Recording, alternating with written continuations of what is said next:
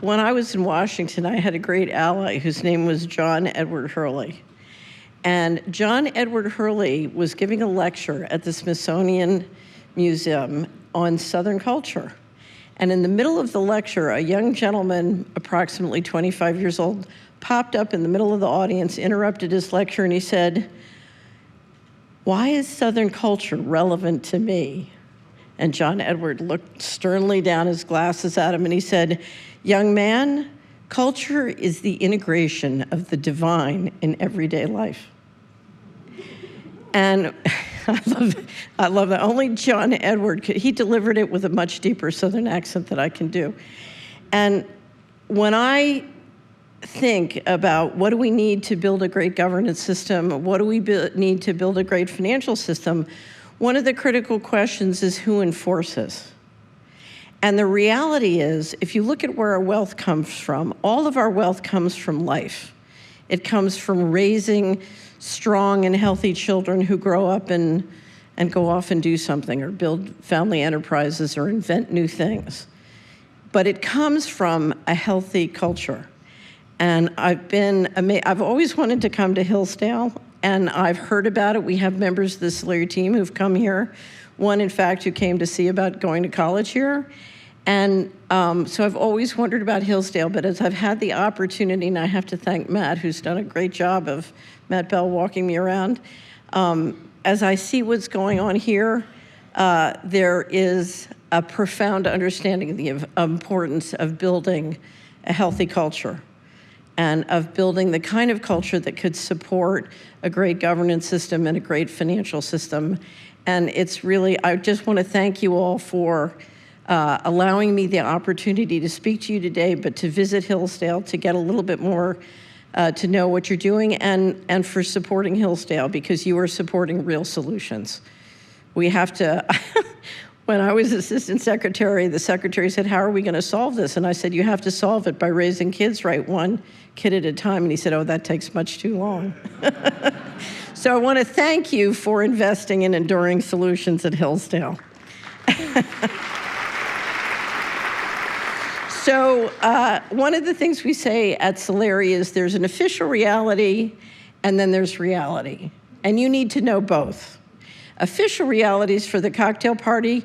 Reality is for the investment of your time, money, and your risk management. Don't get those switched. Don't take reality to the cocktail party if it's not welcome. And please don't manage your time and money based on the official reality. We saw how that worked during the financial crisis. So I want to talk to you today about reality. I'm going to focus on some of the things, you know, when I was in Washington, I was dealing constantly with the budget and sort of whacking up all the money. And because of what I did, I had to understand the whole budget, not just the housing and mortgage piece. And I'd whack up the money, and then I'd watch the Sunday shows, and they'd be talking about what was going on in Washington. And it was two different universes. One was the reality where they were whacking up the money, and the other was the official reality, and they had nothing to do with each other. So I want to get to the heart of what's going on in the money. The first thing I want to tell you is we don't have a financial problem. We have a secret governance system that is not transparent and is centralized and controlled. And in fact, what we're watching as it centralizes, a wonderful scholar from the UK who calls it omnivore, he says it's the weaponization of everything. But we're seeing new and potentially wonderful digital technology used instead to centralize control in area after area in all aspects of our life. And the problem is not so much with the tools themselves, it's with the secret governance system and how they decide to use it. So I believe there is only one way to stop the move to total central control, and that is by preventing control of our digital transactions, our financial transactions. That's what I want to talk about today. So everything I'm going to say, one of the candidates and their economic staff, I was going back and forth trying to help them, and finally I said, I need to write a briefing about what's really going on in the federal finances, what the real problems are, and what we can do about them. So everything I'm going to touch on today is much more thoroughly documented at the Solari report. This is called the Solari paper number 1, and it's a briefing on what I call the financial coup d'etat, Clay referred to the 21 trillion missing. The federal government since fiscal 1998 has intentionally and systematically broken the laws related to financial management of both its credit and its appropriations. And that is what, if you look at anything that's driving what some people call the swamp and the corruption, it is operating the federal government outside of the financial management laws. If you go to our website on, we call it missingmoney.solari.com, but our website on Missing Money, we have 7 briefing papers. I finally despaired of the journalist community understanding how the financial laws of the United States government work. So we spent a year and we wrote 7 briefing papers on what are the monetary and fiscal laws of how the federal government should be operated. And in fact, it's a remarkably good infrastructure, a remarkably good legal infrastructure if we would only follow it. Sometimes reformers tell you we need new laws. No, we don't need new laws. We simply need to enforce the excellent laws we have, starting with the Constitution. Anyway, so that is there if you wanted a resource and you want to dive deeper. So I want to tell you a story, and I'm going to use a video to do it. This happened to me in 2000, and it's when I really got to the gist of the problem of why we couldn't turn things around politically. So I'm going to tell you the red button story, but I'm going to start with a video. So go ahead if you could play that.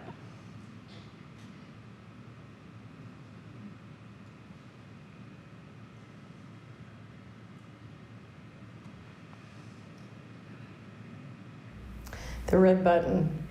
You never want to have an epiphany in the middle of a speech, but I did. In the summer of 2000, I was speaking to a wonderful group of people called Spiritual Frontiers Foundation International. And they have a conference once a year to talk about how they can help evolve our society spiritually. So they're very dedicated, wonderful people. A friend of mine had asked me to give a speech called How the Money Works on Organized Crime.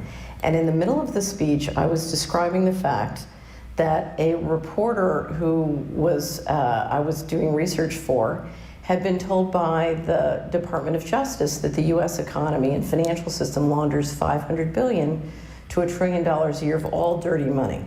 So I said to this wonderful group of spiritually evolved people, what would happen if we stopped laundering $500 billion to $1 trillion a year of all dirty money?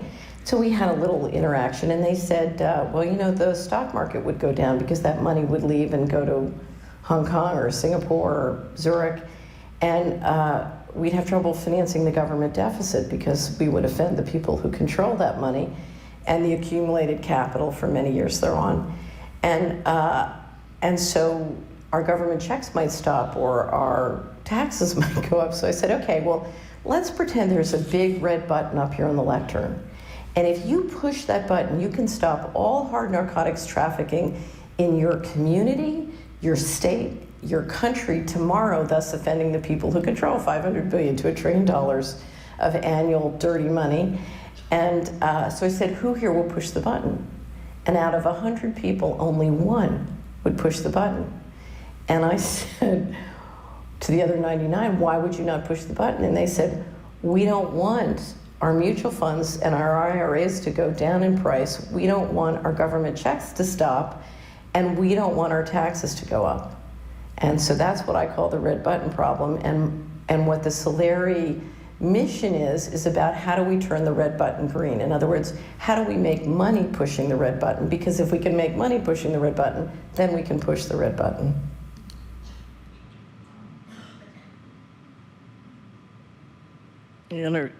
We're getting back to the slides. Okay, so the president's going to return to the Oval Office on January 21st, and he's going to, his political Karl Rove kind of guy is going to turn to him and say, go ahead to the next slide. He's going to say, the American people just spent billions of dollars getting you elected, and now they want payback. They want their community block development grant, they want their COLA increase, they want their defense contract. And he's going to turn to his Secretary of Treasury, who's going to say, well, you better be nice to the people who control $500 billion to $1 trillion. That was in 1998. It's a much bigger number now, especially with financial fraud. You got to be nice to those people.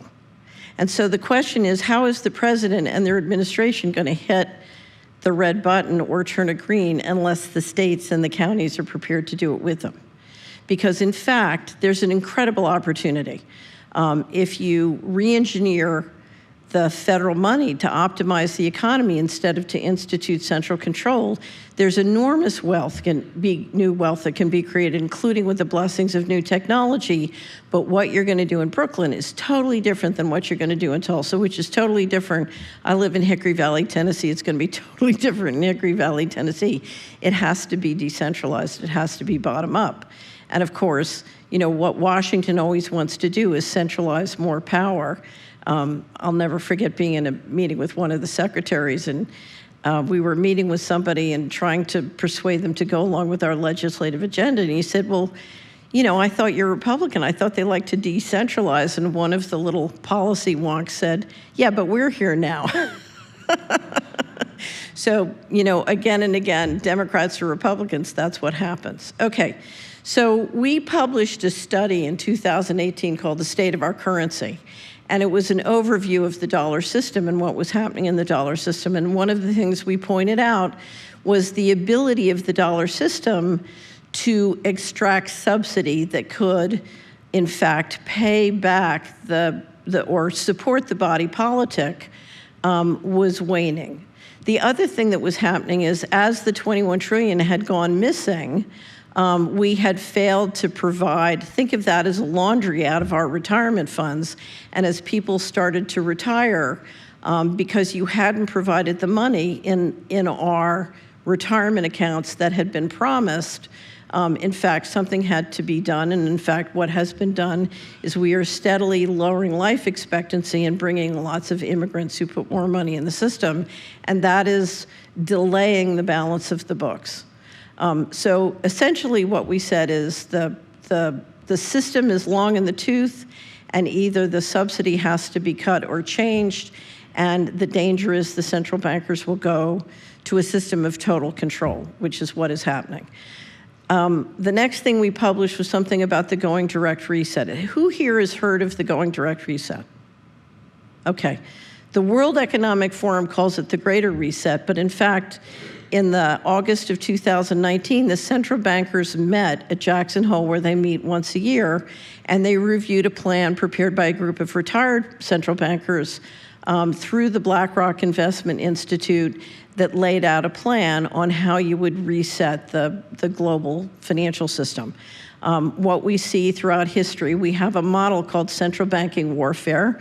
The central banks print money, and then the military and intelligence agencies make sure everybody takes it and you keep the system liquid. And essentially what you see if you go back through history, every 80 or 120 years, you do a reset. It's like flushing the system, and oftentimes what happens is you also move the currency system. So sort of the period of the Spanish flu was the last time we saw a major reset when the dollar, we went from a pound sterling system to a duopoly between the pound sterling and the dollar, and then after World War II, the dollar became the dominant system. So this is the real reset, and you can find everything at Solari. That included, we did a piece on CBDC, because part of the difference, this is a completely different reset than we've ever seen, and that is because an all-digital technology, an all-digital monetary system gives you the ability to do something very radical, and I will talk about that in a minute. The other thing that happened, does everybody remember the Kavanaugh hearings? Very salacious, very entertaining, very interesting, very galvanizing. While that was happening, the Republicans and Democrats, the House and the Senate, and the executive branch agreed to something called Federal Accounting Standards Advisory Board Statement 56. Doesn't that sound really boring? And what I call it FASB 56. What FASB 56 did by administrative policy is said the federal government doesn't have to obey the laws and the provisions of the Constitution related to financial management. It doesn't have to obey the financial management laws, and it doesn't have to obey the financial management regulations. Now remember, we hadn't been obeying them since 1998, or even really trying. But literally they adopted an administrative policy that codified the financial coup that was happening. And what they said was a secret group of people by a secret process, could take portions of the federal finances, balance sheet and income statement and expenses, and take it completely dark by, again, a secret process. And if you bring in the classification laws as well and the waiver powers of the National Security Director, that not only applies to the 24 covered agencies and 100 plus commissions, panels, and other organizations of the federal government, it also applies to the big banks and defense contractors who do business with the federal government. So what that means is if you're an investment advisor, you look at the stock market and all the large cap stocks and the big bond issuers, their finances mean nothing. I no longer look at the financial disclosure of the US government because it's entirely meaningless since fiscal 2015, which is the last time we calculated the 21 trillion. Interestingly enough, we've talked this in the last 2 days about the debt problem when we did the full survey that documented the 21 trillion missing from DOD and HUD. That was done by a wonderful professor from Michigan State University, Dr. Mark Skidmore, and his students. When we published it, guess what the outstanding debt of the United States was? $21 trillion. 21 trillion of undocumentable adjustments, $21 trillion of debt. So again, we don't have a financial problem, we have a governance problem. So FASB 56 went into position under a Trump administration. One of the first things I would do if I was coming in is I would end FASB 56. Okay, so after you publish the Going Direct Reset, after you publish FASB 56, what happened? We had a pandemic and the Fed injected $5 trillion. And I'm gonna grossly oversimplify. The Fed injects $5 trillion, much of that money going to centralized players and Wall Street, and then it shuts down Main Street. So you have fantastic monetary inflation, but you offset it with the deflation that comes from literally shutting down Main Street. It's interesting, the Biden nominee for control of the currency who didn't get passed had published a month before her nomination an article in the Vanderbilt Law Review, and she said, the wonderful thing about central bank digital currency is inflation is no longer a problem. If you have inflation, you just freeze everybody's bank accounts. Isn't that wonderful? Okay, so central bank digital currency. Central bank digital, the important thing to understand about central bank digital currency in an all digital financial system is it's not a currency, it's a control grid. Now, the process to implement central bank digital currency around the world is being overseen by the Bank of International Settlements in Basel, Switzerland. And the Bank of International Settlements is owned by its members. The New York Fed and the Fed are both, the Board of Governors are both shareholders in the BIS. 63 of the top central banks are in the BIS, and they are running a process with a major partnership with the Federal Reserve to implement CBDCs in their prototyping around the world. In 2020, October 2020, there was a panel at the IMF on cross-border payments. Jay Powell, chairman of the Federal Reserve, was there.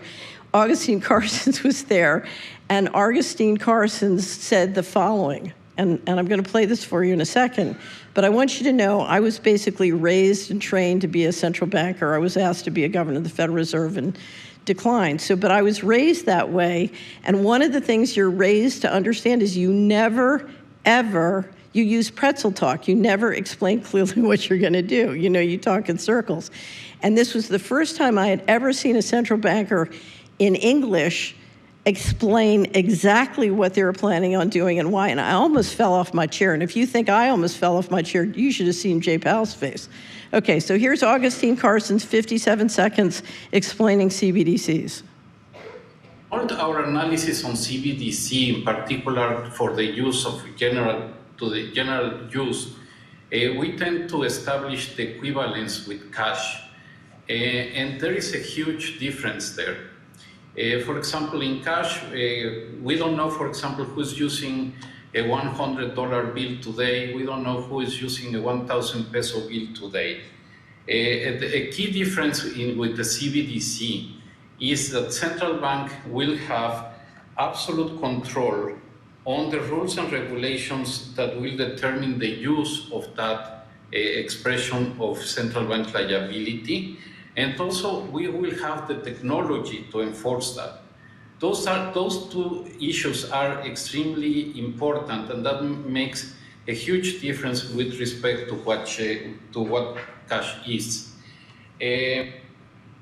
One of the tremendous benefits that the BI has in implementing this is they operate under sovereign immunity. They are protected from, with rare exception, most laws, and operate behind. They can keep anything on their balance sheet and keep it secret. So they are behind the walls of secrecy, and they have established innovation hubs, which also extend sovereign immunity to them. They have a committee at the BIS that designates certain financial institutions, payment systems, and insurance companies as systemically important institutions. And for reasons I can go into Q&A if you're interested, we believe they're extending sovereign immunities, and that's why certain institutions, no matter what they did during the financial crisis, don't get prosecuted. But this is a map from the BIS website of their innovation hubs at that time. And their partnership with the New York Fed is obviously a major one, the New York Fed being a leading shareholder, both the New York Fed and the Board of Governors. Okay, so the next video, very short, is Bo Li, used to work at the Bank of China, and now is the Deputy Managing Director at the IMF. This was in 2023, last year. Bo Li was talking about the programmability of money. Okay, the programmability of money. So let's watch this. And finally, the third way we think CBDC can improve financial inclusion is through what we call programmability. That is, CBDC can allow government agencies and private sector players to program, to create smart contract, to allow targeted policy functions. For example, welfare payment. For example, consumption coupon. For example, food stamp. By programming CBDC, those money can be precisely targeted for what kind of people can own and what kind of use this money can be utilized. For example, for food. So this potential programmability can help government agencies to precisely target their support to those people who need support. So that way can also improve financial inclusion. So hold up on this one, we're not going to play it yet. So what does that mean? By programming your money in a system where we have the cloud and lots of software and AI, I can make a different set of algorithms and rules for every person in this room. I can track you. It's the equivalent of putting, round-the-clock Stasi teams on you, but they're software bots and they're AI. And I can make up social credit rules as to how you can and cannot use your money.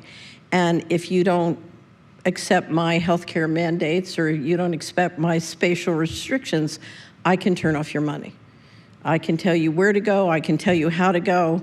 I can have absolute, complete control of your life. And I can do it economically because of an all-digital system. And we'll talk about that in a second.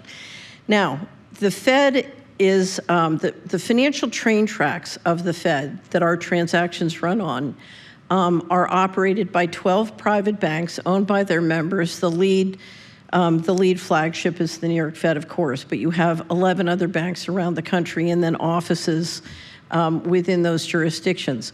Those banks are run by 12 Fed presidents.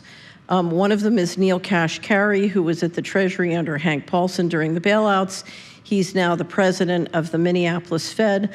Last year, he was asked about CBDC at a conference at Columbia, and here's what he said. So go ahead and play that video.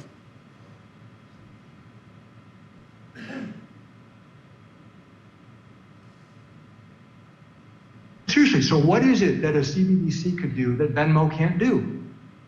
And all I get is a bunch of hand waving. I get a bunch, well, maybe it's better for financial inclusion. Maybe it's better for cross-border remittances. Maybe. Is there any evidence that it is?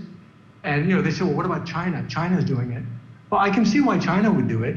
If they want to monitor every one of your transactions, you could do that with the central bank digital currency. You can't do that with Venmo. If you want to impose negative interest rates, you could do that with the central bank digital currency. You can't do that with Venmo. And if you want to directly tax customer accounts, you could do that with the central bank digital currency. You can't do that with Venmo. So I get why China would be interested. Why would the American people be for that? Okay, so let me explain what's happening. Back to the next slide.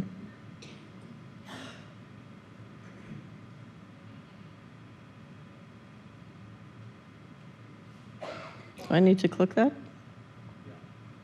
Yep. Okay. Okay.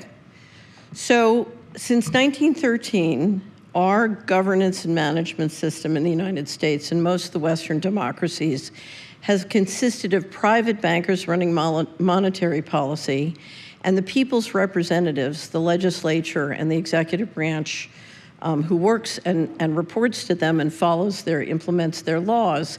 It's a balance of power between the people and the bankers.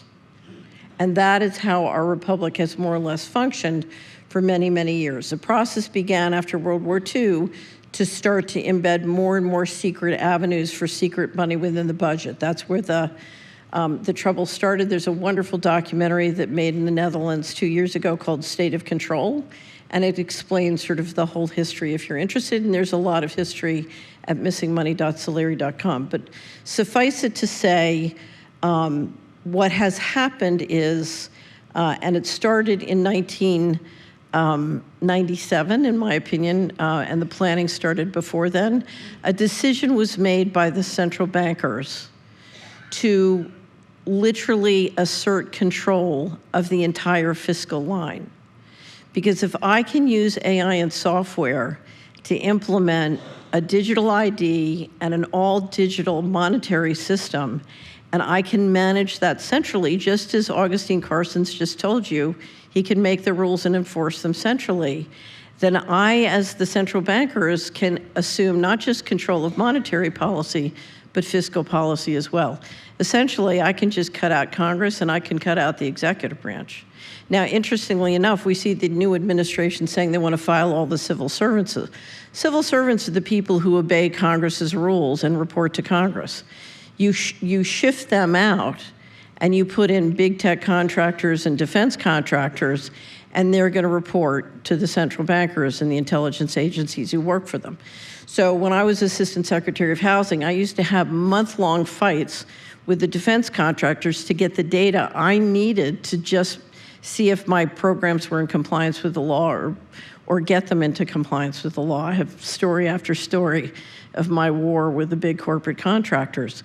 In 2012, when the new populist government came in and wanted to change policies, they discovered their taxes were collected by private contractors who reported to the ECB, and they couldn't control their own tax collections. And that's what happens when you use digital technology in an all-digital monetary system to literally institute money that can give the central bankers at a very central level complete control of fiscal policy.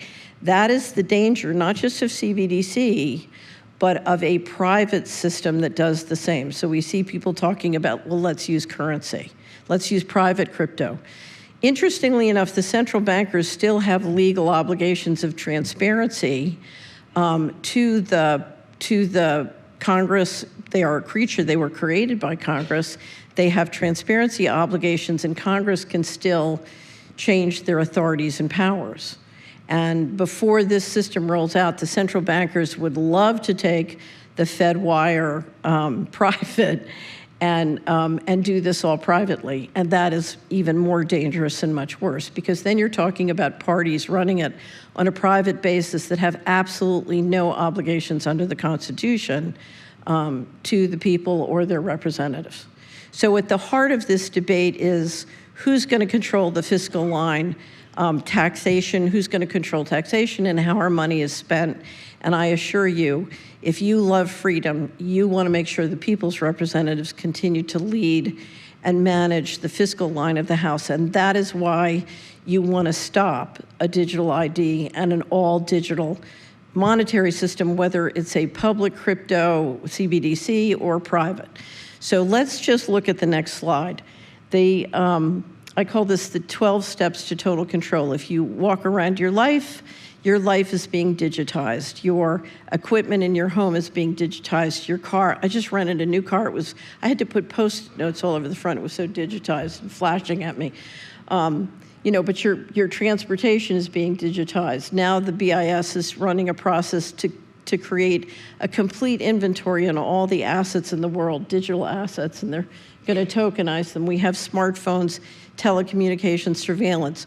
All of these can be very invasive, and it's amazing. I spend so much time in my life with people saying, well, I can live with a smart meter. It's really not that much of a big problem. Or I can live with I like my smartphone. It's really convenient. And, why do you make such a fuss about QR codes? They're irritating, but I can live with QR codes.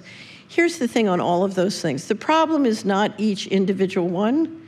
The problem is the day you implement a digital ID and you implement an all-digital monetary system, guess what? It synthesizes into one integrated system, and your home, your car, your community become a digital concentration camp. So let's go back and look at what the pandemic looks like. If I say you're going to lock down, and you can't leave your home except on Tuesday and Thursday to go grocery shopping, your money won't work outside your home. If I say, I don't want you driving anywhere, I can turn off your electricity, or, I can stop your electric car from working. Some people say you can turn it off remotely. So I have extraordinary control. If you misbehave, I can cut or turn off your money. So we all know the story of the Canadian truckers. We're talking about building a system that allows the Canadian truckers to, Now, when the World Economic Forum says it's 2030 and you have no assets, how are you going to operationalize that? Well, I'll tell you how you're going to operationalize that. If you have total financial transaction control, you can pretty much figure out how to inflate anybody's assets or even take them. I often have people say, well, I have no assets, I don't really care. I say, you have kids.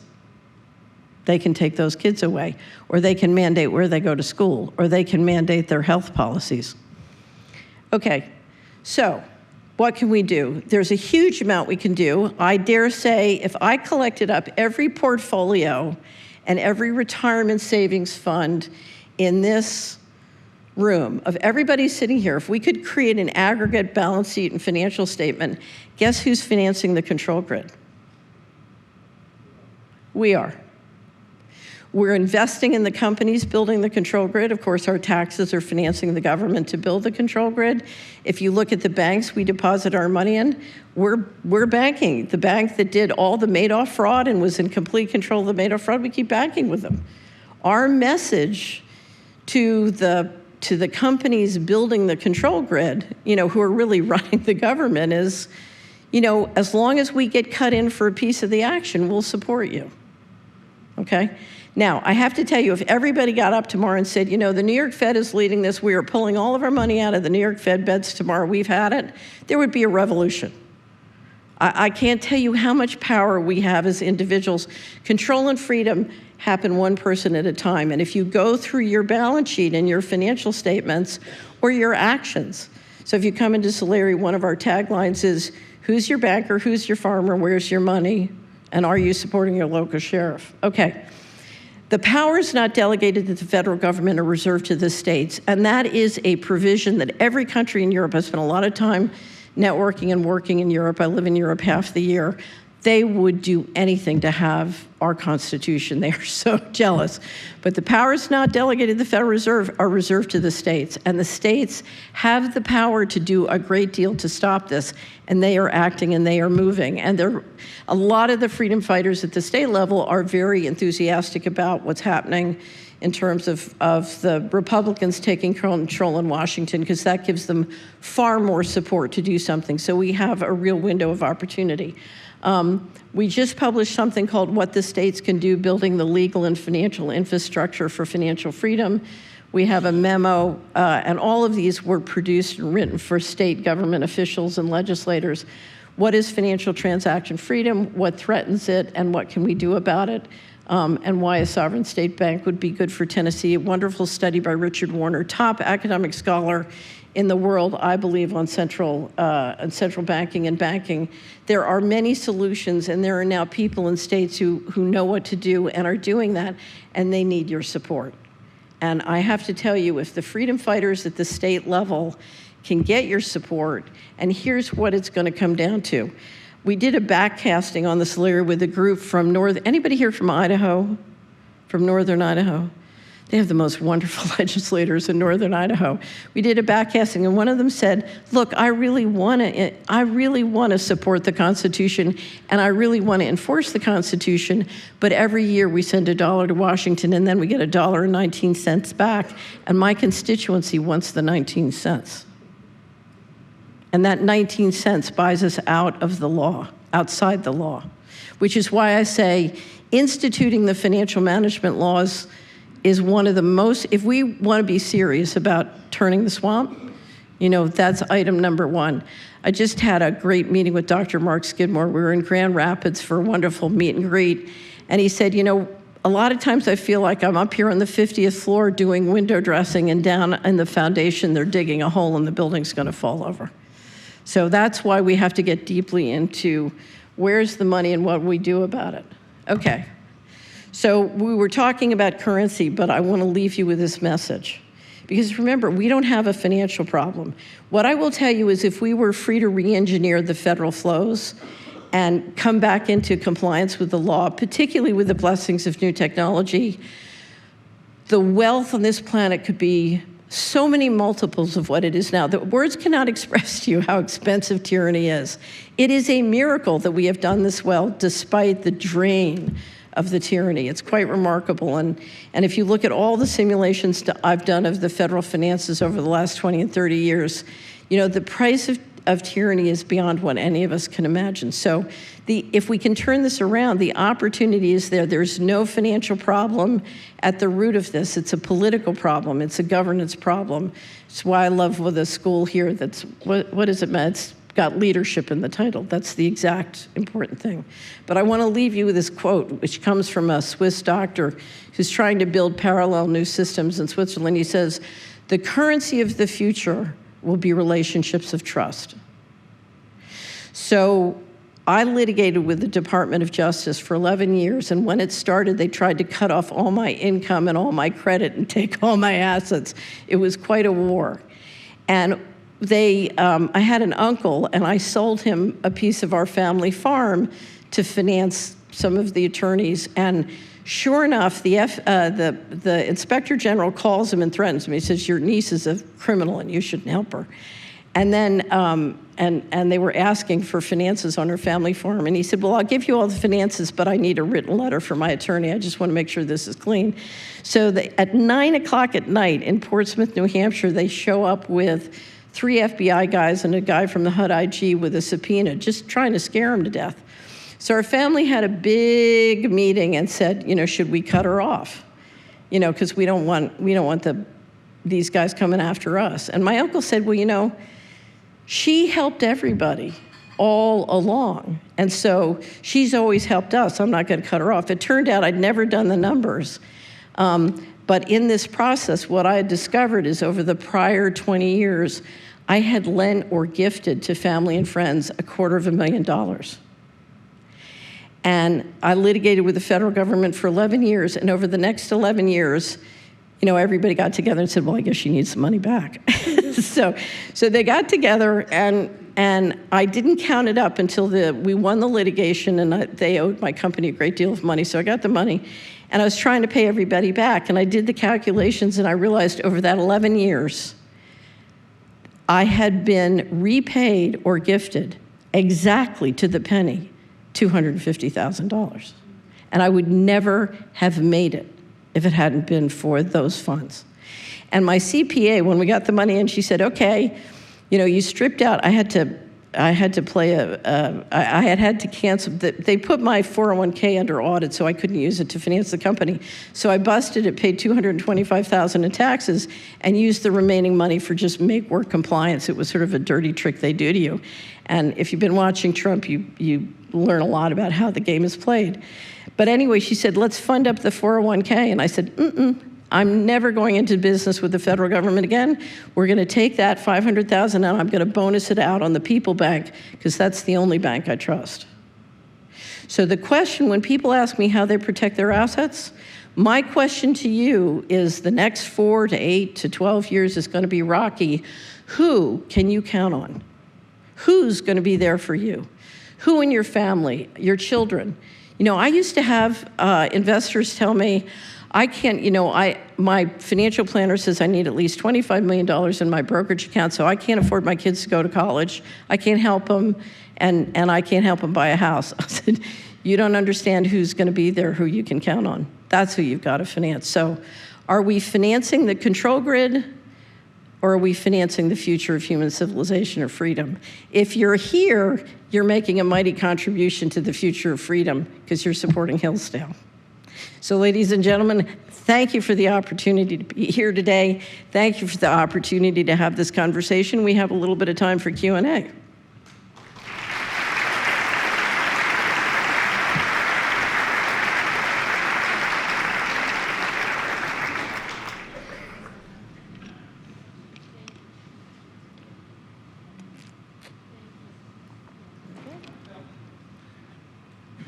Thank you, Mrs. Fitz. We now have time for Q&A. If you have a question, please make your way to one of the microphones. Student questions will be given preference. Thank you. Thank you for this report. It's very informative. You can see a lot of people came because we want to hear what you have to say. This may be a difficult question to answer, but for you, maybe not. A lot has been said about Elon Musk coming in and cutting the national budget, finding ways the government can save money. Can you foresee that touching any of the hidden accounts, the dirty money? So Elon Musk is a defense contractor. So if you listen to much of the discussion, the criticism is the government's been run by defense contractors and we need to change. But if you look at who we're bringing in, whether it's Peter Thiel and Palantir or it's Elon Musk, we're bringing in sort of defense contractor 2.0. So right now, Elon Musk is a very fashionable character. I think he knows nothing about the nuts and bolts of operating government successfully. That doesn't mean he can't bring innovation and creativity to the table, but if I told you I was bringing in a defense contractor from Silicon Valley to do neurosurgery on your children, how would you feel? Right? Okay. So there is something to be said for people who understand the federal bureaucracy is very complex, and if you take a hatchet to it, you can do more harm than good. And you can also help the deep state. So if I wanted to put the central bankers in control, I would replace the civil service with all big tech and all defense contractors. In fact, they're already in place. You have Amazon running the CIA cloud with the 17 intelligence agencies all in that cloud. You have them now over at DoD with Oracle and Google, and you can literally, if you get rid of the civil service, you can re-engineer the entire federal government essentially to report to the central bankers. Now, there's been a tremendous corruption of the civil service over the last 10 to 20 years, but they can certainly be reformed. And a huge amounts of responsibility can be delegated to the local governments and decentralized. So there's a great deal that can be done to re-engineer government in a way that's very efficient, good for everybody, leaves the people's representative in charge of fiscal policy. Will Elon Musk do it? I don't know. I'm a skeptic. I'm not an Elon Musk fan, because anybody who wants to put a mesh network in the back of my head and hook me up to his satellites, I mean, let's go back to this. I just want to go back to this chart. Okay? So we have the digital ID, we have the all digital money, and with a mesh network in the back of my head, hooked up to a satellite, you know, I think we know where that's going, okay? So I can't say I'm enthusiastic about that process. Now, if it's a transparent process, there are many great things that an Elon Musk could say and do, and, you know, and they're worth a discussion, as long as the changes are made in compliance with the Constitution. I have not heard one person on the transition team talk about FASB 56 and taking the books dark, or talk about bringing us back into compliance with the financial management laws. And what I will tell you is that unless we have that conversation and do that, this is all sort of a coup. Okay, now, I just want to bring something up. Right now, there is a tremendous effort to sell conservatives and the heartland on a digital ID by telling you that that's how we solve election fraud and immigration. And what I have to tell you is we had great border control and we had good elections before digital technology existed, okay?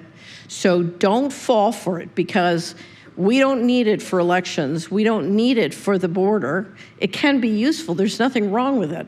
But if you are buying into, you know, the 57 varieties of marketing the digital ID, that is what the next step is. And if they get that, they're very close to getting the whole shebang. So can Elon Musk come up with some great ideas? He apparently, I just saw a headline, he's proposing that we stop funding the WHO. What a great idea, and a great money saver. So I think, I told everybody on November 6th, the campaign starts on November 6th. We have to campaign every day from here on out for freedom. And it's funny, Congressman Massey, who I absolutely adore, he's constantly saying, shut down the Fed. And I'm always saying to him, Congressman Massey, wait a minute, who gets the Fed wire, number one? And number two, if you shut down the Fed before you get the $21 trillion back, they get to keep it. So don't help them. And he was we were at a conference together at Polyface Farm, and he said, we should shut down the Fed. And then he looked over at me, glaring at me, he said, after Catherine gets her money back. Does that answer your question? Okay. Thank you so much for all of the information and creating such a great awareness in this space. And I personally am in awe. You shared some ideas about what we can do, you know, develop close relationships that we may need over time, support Hillsdale. You gave some other ideas about states doing work. Are there, like, what three things aside from those? I mean, are there advocacy groups or yes. To learn more about this? There are tremendous numbers of things you can do. And that's why I referred you to, I want to stop CBDC, what can you do? Or the financial transaction memo, because there are lots and lots of lists. And it's important that each of us do what we're called to do and we feel comfortable doing. And there are many things. The first thing you can do is prayer. So I really believe in the power of prayer. And when this many people have to gather and work together, prayer really, it just really helps. So the first thing I would do is pray. The second thing I would do is I would look at your finances and make sure your finances are protected from the evildoers, okay? You need to be strong, and that means you need to strip out of your life. You need to stop doing business with criminals, and you need to stop financing criminals, okay? So you need a successful, excellent bank that's not a criminal. You need to make sure your money's going into things that you're proud of and feel comfortable with. And that's a matter of going through your finances. We did a great financial rebellion on CHD called How to Preserve Your Cash in 2022, and then another one on How to Preserve Your Cash in 2023. One of the things I will tell you, having worked with many families, is there is an underinvestment in this country in what I call living equity. Okay, so all wealth comes from life. It comes from strong, healthy kids. It comes from the soil.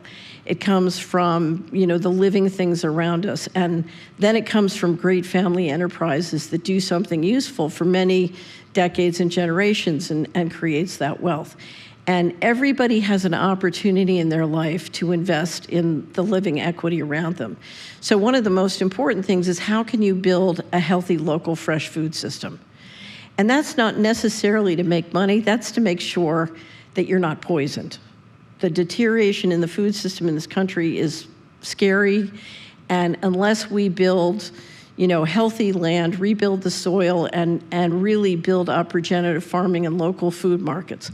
The last thing you can do is, we have a wonderful piece at Solari about how to get to know and support your state legislators. You have Cindy, can I pick on you? Where's Cindy? Cindy, where are you? Okay, I just had one of the most awesome meetings in my life with Cindy's daughter and her colleagues in Indiana. You have great government officials, great treasurers, great AGs, particularly the conservative ones, great legislators. There's a regenerative farmer in Indiana who's going in, fabulous. A great lieutenant governor whose dad was chaplain at Hillsdale. It was unbelievable. And anyway, so you have these great leaders, and if you go to the state houses, all the bad guys are there working them, and the good guys are, busy doing their business. They're nowhere to be found. So find your great state legislators and support them. If you don't know how to do that, find the activist groups that can. So yesterday in Indiana, we met through the auspices of Leah Wilson at Stand for Health Freedom. Unbelievable group, gotten a huge amount done. There are groups like this. Weston Price is one of the great, anybody here a member of Weston Price? Great food group. So find the groups that are really fighting for financial freedom or health freedom or food freedom. One of the things we've always done is support the food freedom guys because you can't control the financial transactions unless you centralize control of the food. And unfortunately, if you get financial freedom, it'll give you complete control of the food. So anyway, there are hundreds of things. I would access those resources. But again, do the thing that you're most called to do and is energizing for you. And I assure you, these ideas can keep you busy because part of the thing is, I call it Operation Pushback. In 2020, we said, something's wrong, but we're afraid. In 2021, we said, something doesn't sound right. In 2022 said, okay, we're going to take action. And then in 2023, the lawsuits started, and the treasurers started coming together, and the AGs started to come together. And now, if you look at this, many of those people are inspired and galvanized by the new administration, and they are rocking and rolling. And what I want to tell you is, you want to come over onto the Freedom Fighters, because we are having fun. It is really fun, and it's a great group of people. So what state are you in? Ooh, you got tough politics there. They're there. They're there. Okay. We have time for one more question. Hi, thank you for your talk, by the way. I wanted to ask just a quick hypothetical. Should this end up in the digital space where we're stuck in a digital centralized currency, what happens hypothetically in a case like what just happened in North Carolina, where there is no digital footprint after a disaster or something like that, when people who didn't actually have cash on hand couldn't go to the hardware store? So what happens, in EMP as a potential situation when you don't have the digital infrastructure all of a sudden? So you either build local currencies in a barter network, or you basically, it's voluntary cooperation, and then you scale up to barter and local currencies. If you don't have that kind of infrastructure or create it, and with it create the food, energy, and other things you need to have basic real assets that will support that, the speed at which your land will be grabbed will take your breath away. And that is what we see happening in North Carolina. That is what is underway, an attempt to grab a lot of land. And it's been, I have to say, because this is Veterans Day, and if you look at what our retired vets and servicemen have done in East Tennessee and Northern Carolina, it makes you love and be so grateful you're an American. And it's through that impulse that things are working, and that's why I say the currency of the future will be relationships of trust. When that time comes, what's important is who knows you, who has a relationship with you, what can you do to help each other? Okay? Ladies and gentlemen, thank you very much for the opportunity to be here at Hillsdale.